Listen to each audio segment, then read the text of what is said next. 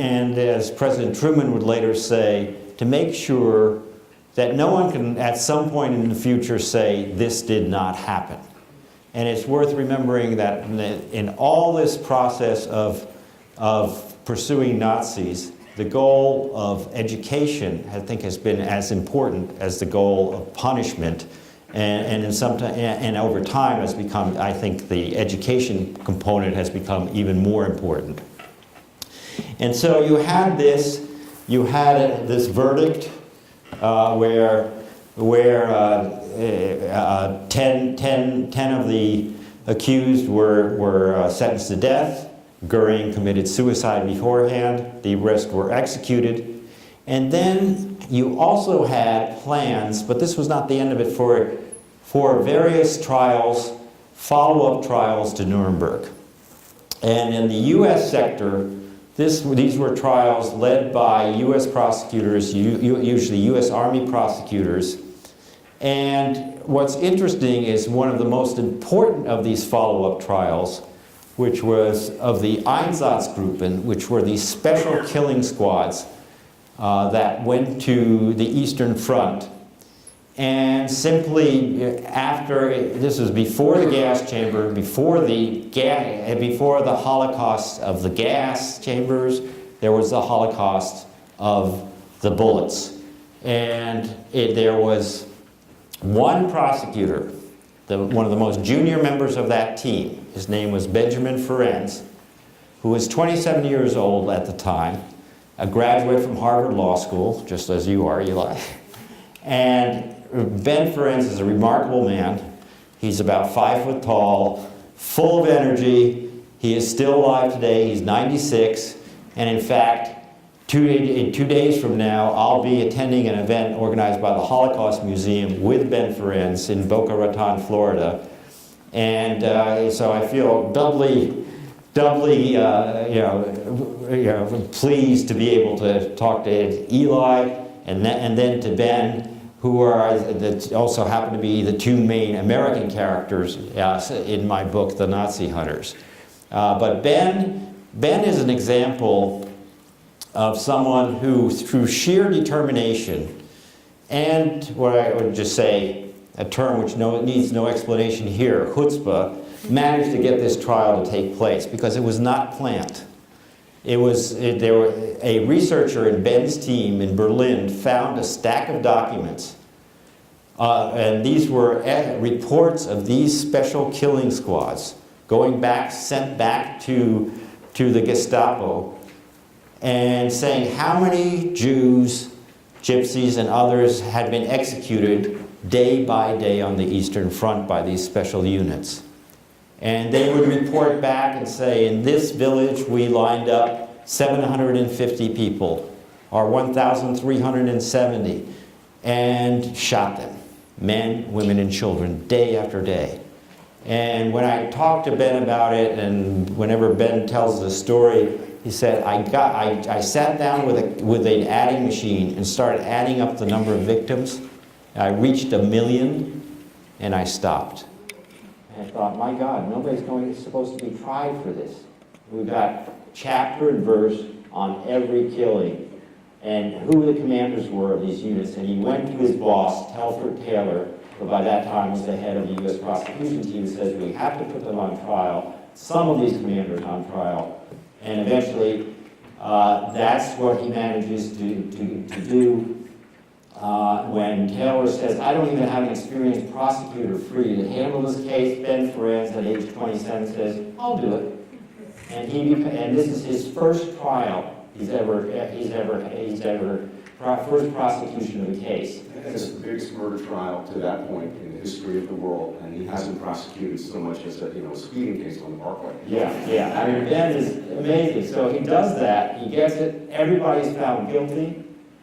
There are, by the way, 24 people are indicted, and the reason for 24 is a very simple one. In Nuremberg, you never had more than 24 defendants at one time, because that was how many seats you had in the defense docket. He said, I could have put 3,000 people on trial. I had the name of 3,000 members of these killing squads. So I had to choose 24, and 2 dropped, 1 died, 1 dropped out for another reason, and in the end you had 22. All were found guilty, and 13 were sentenced to death. In the end, only 4 were executed, and the rest were all out by 1958. And that's part of the story which also needs to be told about what happened. How was this possible? Because the American story, which we're going to be talking about, which begins with Nuremberg, and there were also trials, U.S. Army trials at the Dachau concentration camp, has a huge gap in it. And that gap falls between Nuremberg, the end of these trials in the 40s, and 1979, in the creation of the Office of Special Investigations, where Eli was started as an intern that year, that summer. And I'll just mention a few things that was, but during that more or less 30-year gap, things were happening elsewhere.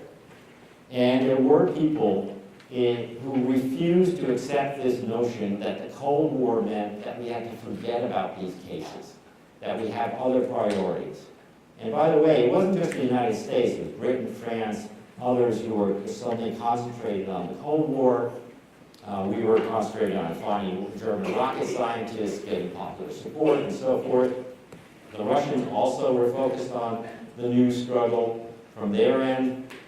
Even Israel was not particularly involved in Nazi hunting, despite the great stories about supposedly Mossad agents being all over the world. Initially, that wasn't true at all. And they were trying to fight the battle for the survival of the young Israeli state, and Nazi hunting was not the priority. So you had all of this happening where everyone was turning away. Trials were very unpopular in Germany, certainly in Austria. But in Germany, you had a prosecutor by the name of Fritz Bauer. Oh, sorry, there we go. Fritz Bauer was from a secular Jewish family. Some of you may have now heard of him. He was largely forgotten for many years, but his story is beginning to be told in Germany again. And he was a social democrat, went into exile during the Third Reich, came back, and he was just appalled how little people were talking about the Nazi period, about the Holocaust and the crimes. Everyone was pretending almost as if it hadn't happened. And he was looking for ways to bring this to people's attention. And he tried made some efforts inside Germany, but the key element of his early career was in 1957, he got a tip from someone in Argentina. It was actually from a blind German, half-Jewish man who had a Christian wife and daughter, and who had learned because his daughter was dating a young man whose name happened to be Nicholas Eichmann, that maybe this is a clue. Maybe this is some relationship to that guy Eichmann they're saying they want to find in Germany. And it turned out that Adolf Eichmann was living in Buenos Aires. He had changed his name to Ricardo Clement, but he hadn't bothered to change his son's names. And as a result, you would think it showed how people had assumed that you could get away with this. And you didn't really have to try that hard. And this leads Bauer to make a key decision. As a German civil servant, he should have told his own government. But he also knew his own government was riddled with former Nazis. In fact, the Justice Department had 77% of the officials in the Justice Department in 1957. Yes. Okay, I'm glad you corrected me. Yeah. The West German Justice Department were former Nazis. So he decided he's not going to tell his people about this thing. He's not going to tell, but he will tell Israel. And he tells the Israelis, he starts talking to the Mossad, and during his lifetime, his role was never acknowledged, of course, because that was something he could not talk about and would have been, very controversial. But eventually the Israelis, it takes them quite a while, and it's a whole long story, and I don't want to get into it here, but eventually the Israelis track down Eichmann. You have the famous trial in Jerusalem, which is the first trial that really focuses on the Holocaust exclusively, the mechanism of the Holocaust, and then Bauer feels confident enough to have a trial in Germany of some of the Auschwitz personnel and begin forcing the German people to look at what really happened in their name. And at the same time, you have some of what I call the freelance Nazi hunters. You have Simon Wiesenthal, of course, was the most famous one initially, but equally important were Beate and Serge Klarsfeld, and Serge, who was supposed to be here, who are still living in Paris. Beate was born in Germany in 1939 in a Christian family. Her father was in the Wehrmacht, the German army. She goes at age 20 to Paris, meets this young man, Serge Klarsfeld, whose father, who's a French Jew, whose father had been deported and died in Auschwitz, and suddenly she learns the true story of the Holocaust. And she becomes this fervent campaigner to expose the hypocrisy of German society. And in 1968, remember this is the same year that Martin Luther King are assassinated and Bobby Kennedy are assassinated here in this country, she manages to get inside the National Convention of the Christian Democratic Party, where his chancellor at the time was a man named Kissinger, who had been a member of the Nazi Party, and she sneaks on stage and slaps him across the face and shouts, "Nazi, Nazi." You can imagine what that, she could have been killed. So she and Serge had this incredible campaign, and eventually in the late 60s, you have in Germany this whole discussion about who were these Nazis, finally, how do we deal with them, and this legacy. But it's worth pointing out that despite all these efforts, most of the perpetrators, of course, got away. And most famously, here on the left, Joseph Mengele, the angel of death at Auschwitz. And by the way, on his right is Rudolf Hess, who was the commandant of Auschwitz, but he was caught by the British, sent to Poland, and hanged by the Poles. But most perpetrators got away and never faced justice.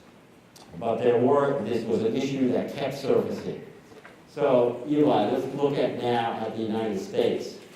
Actually, if you can stick with that slide for a moment, as you'll remember, there was a belated effort to trace the fate of Joseph Mengele that was launched in 1985, and it was a joint U.S.-German-Israeli effort.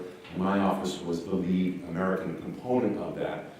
Some in the audience will remember that in the summer of 1985, the evidentiary trail led to a grave at Imbu, Brazil, from which remains were unearthed that were ultimately identified as those of Joseph Mengele. He had, it turned out, died in 1979, been buried under the alias that he was using. That did not, by the way, prevent self-styled Nazi hunters and journalists all over the world from reporting sightings of Mengele.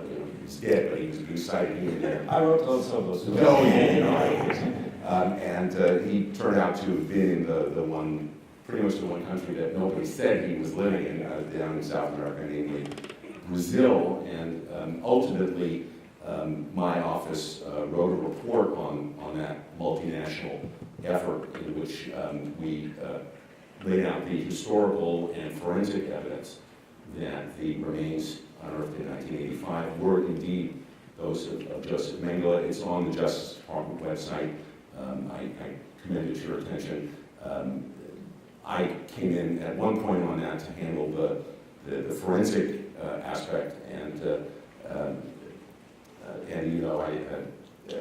will not forget having received the tissue sample from the remains from the Brazilian authorities, and I was holding it to send it over to the FBI, which at the time was one of the few organizations in the world that could actually perform a DNA analysis. And for a few days, since the FBI couldn't come to get it right away, it was locked up in my drawer.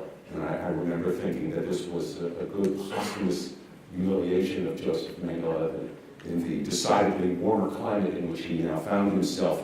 I had visions of him knowing that a piece of him reposed in some U.S. official's drawer in Washington, D.C. But we did eventually establish that those were Mengele's remains, and I think we didn't pull any punches in the report in explaining that the German authorities could have found him when he was alive had they done the obvious thing of tracing money from the Mengele Farm Equipment Company in Germany to Latin America. Yeah. And it's worth recalling that most people were not hiding the way Mengele and Eichmann were. They were hiding in plain sight. Beata Klarsfeld says, when Klarsfeld's went after the SS officers responsible for the deportation of French Jews, including Serge Klarsfeld's father, she didn't have to go to Latin America. She started checking information in Cologne, because they had public listings of these people that had just gone losing their lives. So in the U.S., you did have people like Andrei Artukovich living, everyone knew. His case starts as early as the 50s. What's going on? He was, during the war, the Justice Minister and Interior Minister of Axis Croatia. And if, for instance, one goes to the Library of Congress in the city in which I work, one can see volumes published during the war by the Croatian government of official decrees, and there in the volumes you will see decree after decree signed by Artukovich or co-signed by Artukovich in some instances. For instance, establishing a nationwide concentration camp system in Croatia. They were extraordinarily deadly. An enormous number of Serbs, Gypsies, and Jews, actually in descending order numerically, perished in those camps. There's a decree that he signed requiring all adult Jews to wear a marking on their outer clothing to designate them as Jews. There was a decree that he signed expropriating the property of every Jew in Croatia, patterned after the Nuremberg laws. There was even one that said that if an adult whose apprehension for internment in a camp vanishes and can't be found, but children are left behind, the children should be sent there. He came here under an assumed name on a phony Irish passport around 1949, 1950, was found almost immediately, as of course, Andy knows, many people know, and the then U.S. Immigration Service immediately commenced deportation proceedings. Those failed, as did a subsequent 1950s attempt to extradite him to Yugoslavia. As you can see here, his supporters lifting him aloft in celebration in 1959 when, at the height of the Red Scare and Cold War, a federal judge in Los Angeles decided that he should not be extradited, that he twisted and turned to find ways to justify not sending Artukovich back to Tito's Yugoslavia, including the decrees. He said they don't amount to anything. He said, how are we supposed to find people to serve in government positions if we hold them responsible for that which they sign? And I remember thinking Robert Jackson must have been turning over in his grave, because so many of the proofs at Nuremberg were, in fact, documents that the defendants had signed. So he stayed here, kind of benefiting from the Cold War for many, many years, until eventually, as Andy said, and as he writes about in his very important book, my office was created in 1979, and lo and behold, Artukovich was still alive. He was very old, and ultimately we got him extradited to Yugoslavia in 1986. And he was convicted there, multiple murders, sentenced to death, and he died in a prison hospital in 1988. Well, I think the length of that case goes to the point of of how difficult it is to actually deal with people like this. And another case which dates back to the early 1960s was Hermine Braunsteiner. So tell us about that case. And that's, of course, a New York story. She was a Queens housewife who had been a brutal SS guard at the Ravensbrück and Majdanek concentration camps. She was exposed in the New York Times in 1964, and the Immigration Service moved to revoke her citizenship, and ultimately there was an extradition request from Germany, very rare to this day in our cases. The Germans haven't been very supportive in that regard, and she was in fact extradited to Germany in 1973 and convicted there in 1980, sentenced to life imprisonment, a very unusual sentence in a Nazi case, and she served most of that sentence. But as you explain in your book, that case probably more than any other inspired the media interest that in turn inspired the congressional interest that in turn led to the creation of my former office, OSI, in 1979.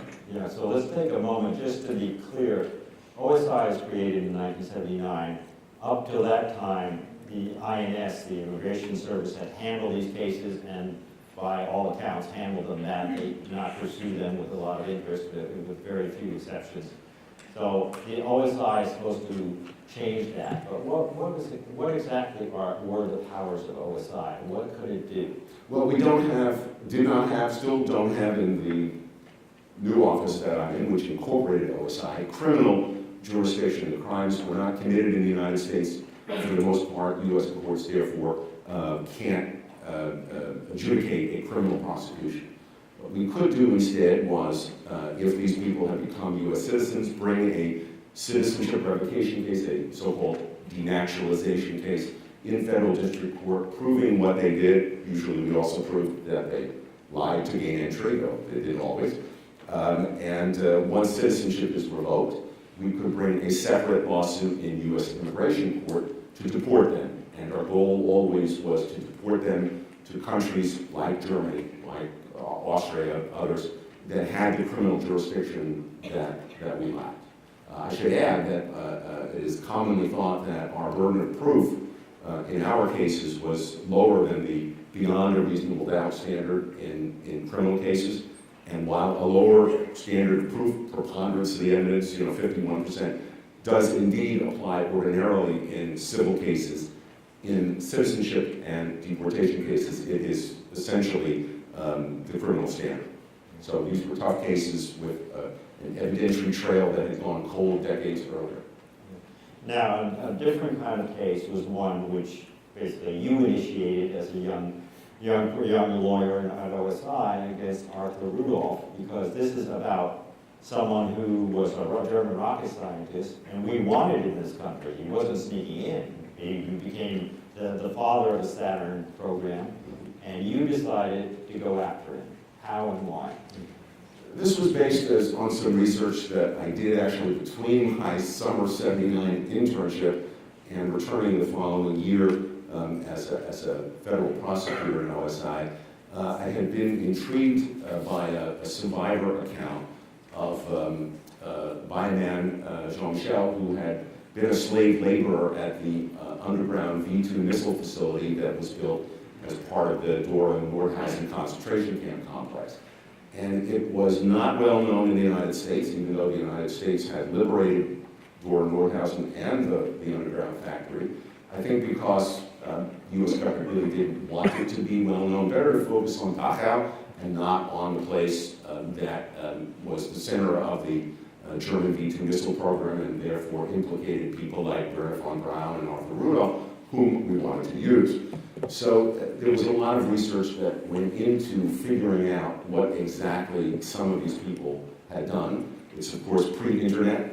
Today, you could put in Rudolph's name or Dora Nordhausen and learn all about this. But back in the late 70s and through the 80s, it would have been it was very hard to learn anything about that facility. Ultimately, we did develop the evidence of documents we found in the National Archives and elsewhere, and I questioned Arthur Rudolph with a colleague. And if you would just go back for one slide, There's that old saying that a picture is worth 1,000 words. This is from a wartime identity booklet that Rudolph carried. And after the war, he was used by a combined British-American effort to launch captured V-2 missiles and see what happened. You know, how do you launch them? And that was, they launched them off the coast of Germany. So this, rather than issue Rudolph an ID for that, they just took his Nazi identity document, you see the swastika on the top, and then there's that rectangular stamp, which took me a while to decipher, and that's from the British 307th Infantry Brigade. So they just didn't mind the swastika, just gave it their stamp, and now he belonged to us. But eventually, after I must say, a distinguished career in the Defense Department and then at NASA, where, as you say, he was in charge of constructing the Saturn V rocket that took humankind to the moon, we were able to get him back to Germany, where they investigated. And then you've got another one, I think one more big case that we should briefly mention that you have heard of, John Demjanjuk, which was a really long saga. Let's make it a very short one, but what was the significance of his case? Well, it took decades to finally bring this to resolution, and many of you will know that originally he was identified as the gas chamber operator, one of the gas chamber operators at the Treblinka death camp in Nazi-occupied Poland, who was known to the inmates as Ivan the Terrible. His name, in fact, is Ivan Demjanjuk. The evidence that was had against him, or was found against him, at least the documentary evidence, so we go to the next one, was this now famous identity card, which the top arrow shows his posting. I'm sorry, the top arrow shows his particulars, his name, data, and then the lower arrow shows his posting to the Silberborg death camp, one of 5 camps that the Nazis built solely to kill people, to kill Jews. And the saga goes on, and eventually he goes to Israel and later is sent back to the United States. I had not been involved in the first round of the Demjanjuk case, but I inherited it as director, and we brought a new case, focused more on Silberborg than we had before, not alleging Treblinka service, which wasn't sustainable, provable in a court of law anymore. And eventually we succeeded in revoking his citizenship and getting an order of deportation to Germany. Alas, we could not carry out that order because the Germans, I don't think I've ever said this publicly, the Germans refused to take him. This is a standard response in our cases. They said, we're not taking him. I then worked with some really dedicated investigative magistrates in Germany to see if we couldn't get him charged in Munich. And faced with the evidence, the prosecutors in Munich finally did charge him, and that put the federal authorities in Berlin in a most difficult situation, because how could they say we won't let him into Germany if he's in fact wanted for mass murder by the state authorities in Munich? So in 2009, against all expectations, I must say, we succeeded in deporting him to Germany, and he was put on trial, and in 2011, you can see him on the next slide, on trial in Germany. This is one of the few moments when he wasn't pretending to be on death's doorstep and unconscious in the courtroom, total fakery. He was, in 2011, convicted of some 28,000 counts of serving as an accessory to murder. And as Andy writes about, that conviction has really been the impetus for all the trials of Nazi criminals that one sees since then in Germany. Right. And just one other brief mention about your office, which ties back to the Klarsfels case. The Klarsfels found Klaus Barbie hiding in Bolivia and put on so much pressure on the French government that they eventually, he was brought back to France, tried, and convicted. Interesting here, the connection with the Office of Special Investigations, is one of the questions we're often asked. Did U.S. intelligence use Nazis like Barbie after the war? And your office did a big study of this. What did they find? Well, the Klarsfelds in particular had alleged that Klaus Barbie, the Gestapo chief of Lyon, had been aided in escaping Europe to South America, to Bolivia, by U.S. Army Counterintelligence Corps personnel.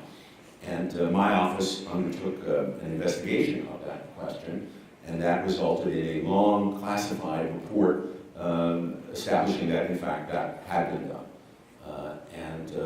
We were able to get the entire report declassified. You can read it at the Justice Department website, and it was made public, accompanied by an official U.S. government apology to the people and government of France for what the Army did. Yeah. So we talked a lot about people facing their own history. Part of our OSI has been, the U.S. facing its own history on this. And then we have, I just mentioned, many of you have seen, these are the most recent trials of Auschwitz personnel in Germany. Here, Oscar Grüning, who was called the bookkeeper of Auschwitz last year, Reinhold Hanning, another Auschwitz guard. How did that tie into the Damiano case? Can you make that specific?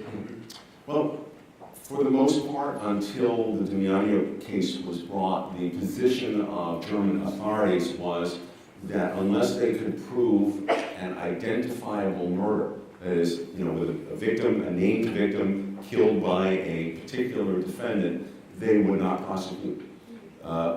We presented the Damiano case to them and argued that they should accept or should agree with the sophisticated understanding, the realistic understanding, that American courts have always had of these cases, namely that if you were a guard at a Nazi death camp, a place where the raison d'etre was to kill human beings, that's all it did, then you, as a guard, necessarily took part in that process of annihilation. I would say if you ask John Damiano, who was first trained at the Trebniki SS training camp, which was really a school for mass murder, and then went to a place like Sobibor, if you would ask him what he did after the war at the Ford Motor Company, he probably would have said, I built cars, even though I imagine he just, sort of turned one screw, I'm building an entire car. Well, an honest answer from John Damiano to the question, what were you doing at Sobibor, would have been, I was killing people. And it was very, very hard to get the German authorities to accept that, but ultimately it was accepted in the Damiano case, and now in that precedent is being used in the Groningen case and others. But obviously, these cases could have been brought a long time ago, and they could have brought cases against much more senior perpetrators.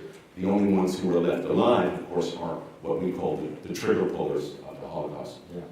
Before I open it up to the audience, do you have any cases you're still working on at the Justice Department now? We do. I mean, the day is late, and the Grim Reaper has taken the vast majority of the fugitive perpetrators of the Holocaust. Tragically, it's also taken the vast majority of the survivors who really have been the heroes in our cases. It's really been the greatest privilege of my career to be trusted by them in sponsoring their testimony in federal court. But despite the lateness of the date, we remain active in these cases. Most of my office's work involves perpetrators of more recent atrocity crimes in places like Rwanda and the former Yugoslavia, Guatemala, and elsewhere.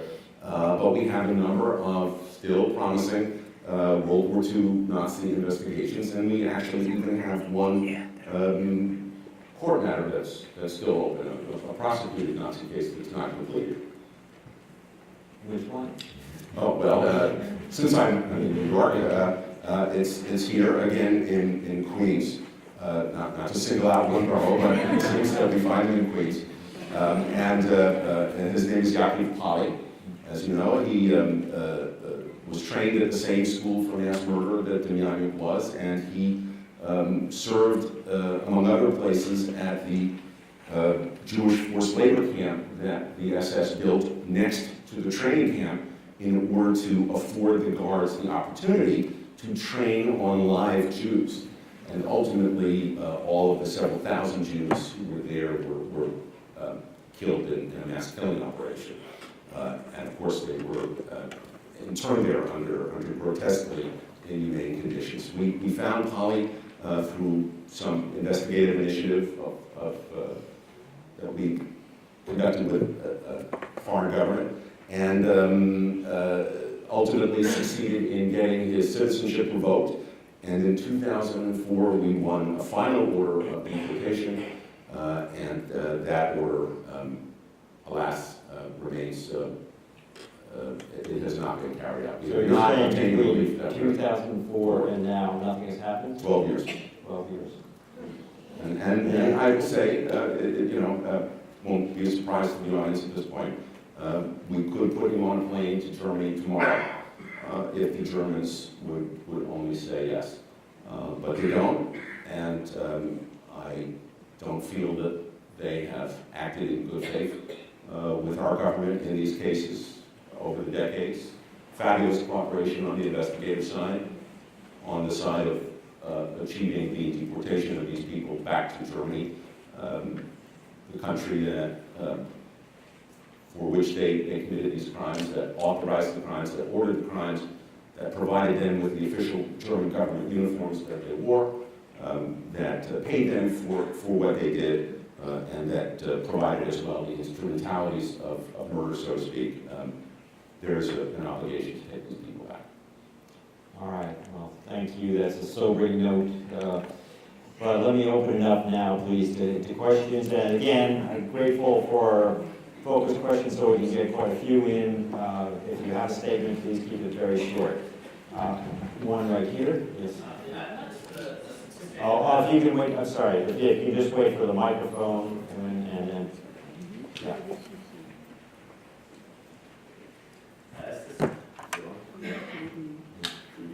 Yes, yes, yes. There's a statistic I read about Auschwitz that there were about 6,500 members of the SS that worked at the camp, and that only 49 have been convicted of war crimes. That's about 0.75%. I mean, that's on the Germans, but I understand what you're saying about them dragging their feet and the way they interpret how they should prosecute, but how is that possible? I mean, I'm sure they knew where thousands more were. I mean, 49 out of 6,500 is really disgraceful for them. I would think they'd be embarrassed. It's certainly a hugely unacceptable result. The survivors were entitled to justice, and they didn't get it. Justice, especially in the name of those who were murdered. We, in my office, brought a number of Auschwitz cases ourselves. In fact, our most recent court victory was in Philadelphia 2 years ago against a man named Johann Reyer, who was an SS man at both Auschwitz and the Birkenau killing center of Auschwitz. You'll forgive I'm also, I double as the cheerleader for my office. I didn't bring the pom-poms, but and wrote a silly outfit. And you get an idea of how inadequate the world's reaction to these cases is when you consider the fact that although the United States was a destination for only a tiny fraction of the perpetrators of the Holocaust, who number in the tens if not hundreds of thousands, since my office was created, we've actually brought and won more Nazi cases than have the governments of all of the rest of the world put together. I would like to think, a tribute to the extraordinary dedication and skill of the people I've been fortunate to work with at the Justice Department, but it's also a condemnation of other countries that should have taken these cases seriously. And if I may just very briefly add, I fully agree with that. I think it's incredible how small the proportion is, but it would have been even smaller if there hadn't been these efforts by individuals, whether starting at Nuremberg with Ben Ferencz, and then with the Klarsfelds, with Wiesenthal, with others, and then Eli and the whole Office of Special Investigation to keep these cases going. The fact that there still are some of these trials is a tribute to that dedication. So I think it's the power of example, but it's a tiny, of course, percentage of those who theoretically should be put to justice. But one thing that it did do was also demolish the notion that the defense, starting with at Nuremberg and every place else, that I just followed orders, that's an acceptable defense. Because all of these people, like here, Reinhold Hanning, who was just trying, his conviction, I think, was just upheld, I was agreeing, said, I was just following orders. Well, no. I mean, they had an option to either, they were asked to serve in the SS as camp guards. They did not have to do that, and there was no punishment, except we might have been sent to the front as a regular. So they all could get out. They all could get out if they And wanted that's a to. question I asked every concentration camp guard I've ever questioned so far, which is, did you ask for a transfer to a regular military unit? And No, they all say no. And one man was honest and said, no, you could get hurt fighting, this was a good job. Yeah. So there was choice involved. Yeah, and even the defendants, go back to that first slide, I'm not saying you should, but the main defendants at Nuremberg made the same argument. Hey, it was Hitler's fault, we just followed orders. Yeah, Eichmann said, I just organized the transport, it's not my responsibility. Yes. In back, somebody has been trying to. Mike. I'm sorry, who has Mike? Yeah, if you can go back. Yeah. We can go right here. Okay, all right. You make the call. Yes. Actually, it's 2 and 1. And Djokovic was held by the Vatican. The whole government of Croatia was held by the Vatican to this day. That's one question. What do you say about it too? My whole family was sent by Mengele. Mengele had a relative, had a big country in Germany. They didn't change the name. They should have. If they had a cousin who was the biggest, such a cold-blooded murderer, they should have changed the name. They knew who he was, but these two questions. The Vatican held the Croatian government murderers. There was certainly a Croatian cleric, Draganovic, in the Vatican who absolutely helped Artukovic and others like him, no question. As to Mengele, yes, members of his family knew where he was, what alias he was living under. They helped fund his survival down there with cash transfers. But for the most part, the family has not changed their name, and I don't think they should be required to. And I learned that personally when I learned that personally when I was in Germany years ago on another case, and I was driving along on a big highway, and a giant truck passed me by, one of those tractor trailers, and it turned out it was from the family company, and on the back of the trailer it said, the German is obviously the same as the English practically, Mengele Qualität. And I almost drove off the road when I saw it. Yeah.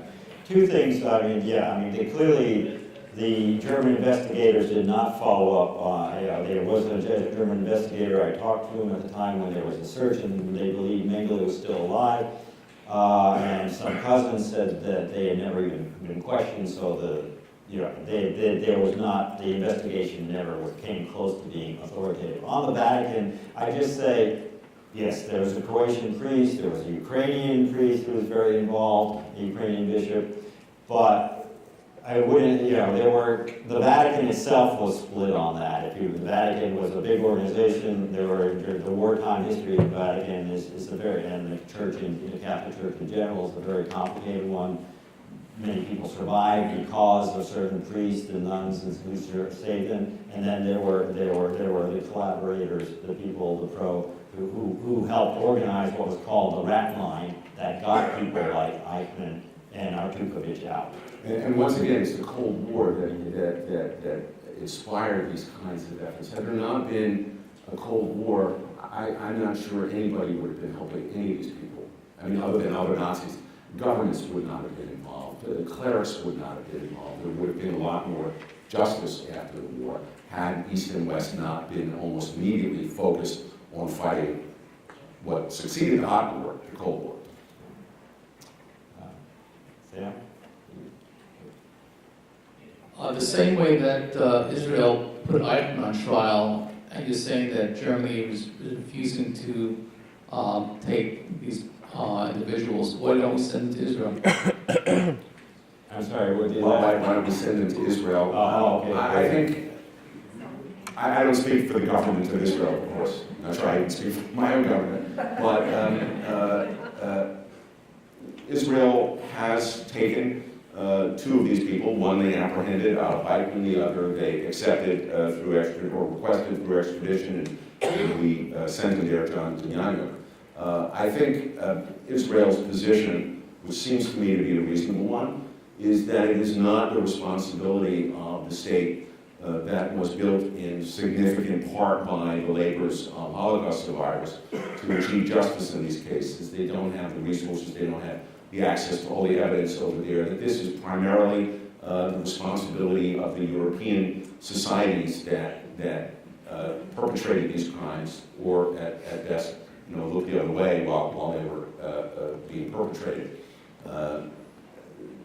I would add that their experience in the Demiano case was not a happy one, and in both Eichmann and Demiano, they had the entire world watching them to see whether a Jewish state could fairly try an alleged Nazi criminal. They certainly did try them fairly, but it's a very difficult logistical and I would say emotional experience for the Jewish state to do that. It was a major decision for Ben Gurion's government to go after Eichmann when they got that tip, and there was huge international condemnation, kidnapping, taking this. Later that changed, but it took a while, and there was a big debate within Israel about Demyanjuk. In fact, one of the Mossad agents I interviewed about who was involved in the Eichmann kidnapping, not Rafi Eitan, the lead agent, but Abraham Shalom, the number 2 agent, said that he advised the government, don't do this with Demyanjuk, that you had one Eichmann, you made the symbolic case, but Israel should not be in the business of being the place to try these cases. Or really to be the dumping ground, one some would say, for former Nazis. They belong in Europe. Yeah. What's going to happen with Borman? Sorry, who has the mic up? Oh, all right, we'll get the mic up here in just a moment. Yeah. Whatever happened to Borman? Yeah, Good. okay. May I speak? Yes, please speak, and then I'll get to the Borman question. Yeah. These people have been stripped of their American citizenships. What are their status now in America? Are they illegal immigrants? They are. And how many are there? Well, as I say, we have this one case that's still left of someone whose U.S. citizenship was revoked by court order, and when that happens, one becomes reverts to immigrant status. In fact, technically to lawful permanent resident status. But when we have obtained a deportation order, what we today call a removal order, it is then the case that at any time we have the legal right to put them on a plane and send them out. And, all right, I'll deal with We do the Borman. Yeah, just Borman, very quickly, the question, Martin Bormann, Hitler's considered often as number 2. There have been stories all around. There's a great deal of mythology about this, and there were Bormann, just like there were sightings of other Mengele and so forth, Bormann sightings all over the place. The DNA evidence is pretty conclusive that Bormann was killed right after leaving Hitler's bunker at the end of the war in 45, in May of 45. The remains they found later have been identified. All these so-called sightings, there was even stories of people, say, claiming to have assassinated Bormann years later, were pure fiction. And, yes? In the case of your work, you had plenty of opportunities to interface with these criminals. Were you able to find commonalities between them, or were they all kind of very different?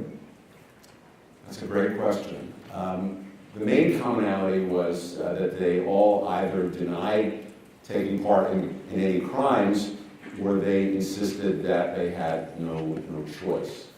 I'm often asked, did any of them apologize? That never happened. I used to wonder what I would say if that had happened, and my plan was I would say, well, it's good to hear that, but you're really apologizing to the wrong person, and unfortunately, the people to whom you should be apologizing, they died in the perpetration of the crimes in which he participated.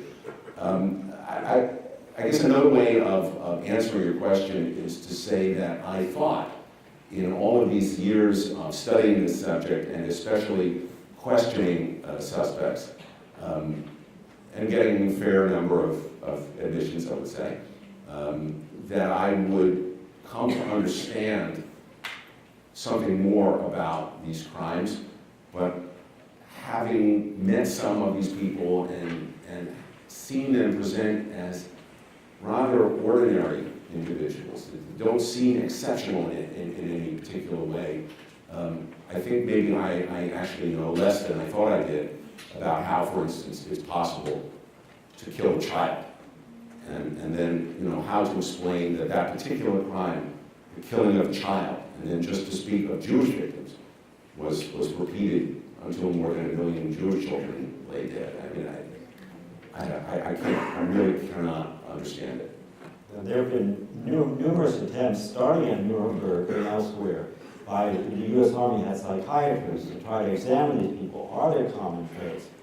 And they could never really come to an agreement on that. And on the question of guilt or regret, Ben Ferencz said that he never heard them express anything during the trial. The people he was prosecuting, he only talked to one of these commanders of these special killing squads afterwards, briefly in the prison before he was hanged. This was Otto Ollendorf, who was one of the most educated commandants. He had a law degree and some other degree. And the only thing he told Ben Ferencz when they talked was, "You Jews in America will pay for this." I mean, it was stunning. And just one other example, I got to know Nicholas Frank. Nicholas Frank is the son of Hans Frank, who was the Governor General of Poland during the war. So a true horrible individual who presided over this empire of death. And Nicholas was born in 1939, grew up, knowing very, as a kid, during the war, and so he had very vague memories. But he had a clear memory of going to see his father for the last time in Nuremberg when he was already sentenced to death. He knew his father was about to die. Nicholas was about 7 years old. He said, "I went in there thinking my father would tell me something, some lesson, don't do what I did, live a different kind of life, something." I don't know exactly what I was thinking, but something along this line. And his father pretended everything was okay, he'd be home by Christmas, and never said anything. He said, "I'm a typical liberal Western European, and I'm opposed to the death penalty, but in one case it was right, in my father's case." I mean, as a reporter, I've heard a lot of powerful statements, but this one really floored me. And how do you live with that? Nicholas is a really heroic figure, I think, and he's devoted a large part of his life to documenting what his father did and to denouncing his late father. Yes. Sorry, I can't see where the microphone is. Okay, please. Right here. Yeah. He's allowed to use the microphone. No, we're over here. Oh, you're signing. Okay, all right. Okay, then we have a question up front afterwards. Okay, go here and then we'll go to you. Yes. So many of these cases now, they go to all this trouble to put them on trial, like they did with the Mengele. And they go to whatever, $3 million trial or whatever, and then what happens is these monsters are sentenced to get a slap on the wrist, 5 years in prison or whatever. And do you think that's adequate? I mean, is that good enough, or is it symbolic punishment enough, or should they be given life? What should they do with them at this stage when they're in their 90s? I would say very quickly, at this stage, none of these people you see on the screen, like Hanning or Brennan, are probably ever going to set foot in prison. Because by the time their appeals runs out and so forth, their life will have run out. But having them at least sentenced, and there's moral and legal judgment here, I think is important. It's also every one of these last trials is an opportunity to teach the world, and especially the younger generation, what happens. So I think it's worth it. And I would not hesitate a moment to prosecute those cases. I'm not as pessimistic as my friend Andrew Nagorski is about the possibility that they will see some prison time. I think there is a substantial punishment for these people in being exposed, in being hauled into court, into having to listen to the survivors talk about what the reality of the Holocaust was from the standpoint of those who experienced it as victims. And I think for the world more broadly, it's essential to bring these cases, even at this late date. I have always had this fantasy, I guess, that somewhere else in the world, in these days or in the future, someone will be in the position of having to either follow a criminal order and take part in a massacre, or find the strength to say no and not do that. And I would like to think that as they deliberate on that question, they will remember that there was some old white-haired guy, like that fellow in the center, who, despite the passage of so many decades, didn't really get away with the crimes completely, that the world was still pursuing him. So that person who has to make that decision will think, you know, I might get away with this for a while, but I will have to look over my shoulder for the rest of my life.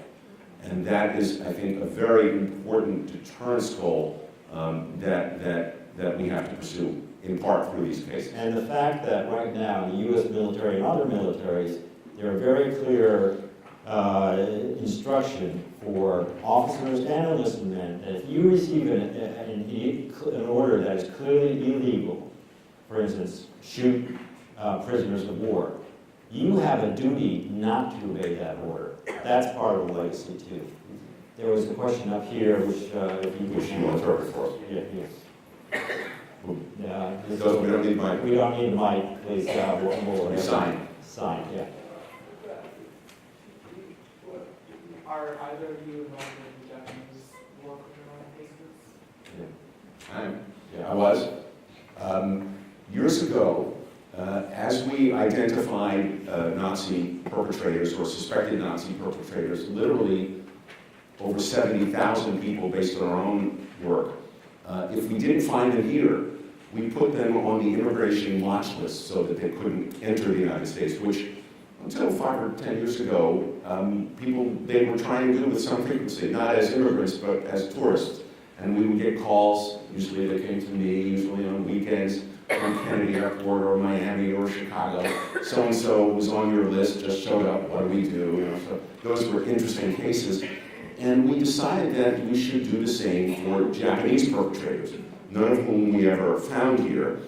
And we tasked our office's staff historians, who were at the time the only prosecutorial unit in the country with its own complement of historians, and they were really our chief investigators. We said, look, do the same kind of research for Japan that you've done for Nazi Germany and its European cohorts. Find suspects, let's see if they're here, and then we'll put them on the watch list if they're not. Well, what happened was we couldn't do the research because Japan, alone among the countries from the governments of foreign countries from which we have sought investigative assistance over the last 30 plus years, refused. They would not let us into the key archives, and so we were on our own using other resources able to identify a small number of Japanese perpetrators, and we did put them on the Border Patrol watch list, and a few of them tried to get in, and we stopped them. So if I could be permitted a quick story, we announced in 1996 through a Justice Department press release that we had put these Japanese perpetrators in two categories on the watch list. The two categories were men who took part in the medical atrocities of Unit 731 of the Japanese Imperial Army, which were beyond gruesome, and participants in mass rapes of the so-called comfort women. And I don't like that expression because it's what the Japanese used during the war, but it is terminology that even those who fight for historical justice and compensatory justice for these women and children, they were girls too, that's the expression that they use. So we sent out the press release, and I got a call from an official at the Japanese embassy in Washington who wanted to speak with me about this. And I said, sure. He came over, and they had a number of arguments that were not valid about why we should not have been able to do what we did. And then finally, I was handed a copy of some Japanese-American treaty from 19-something, in which my Japanese interlocutor explained that through this treaty, Japan and the United States had agreed that the other's nationals could enter its territory.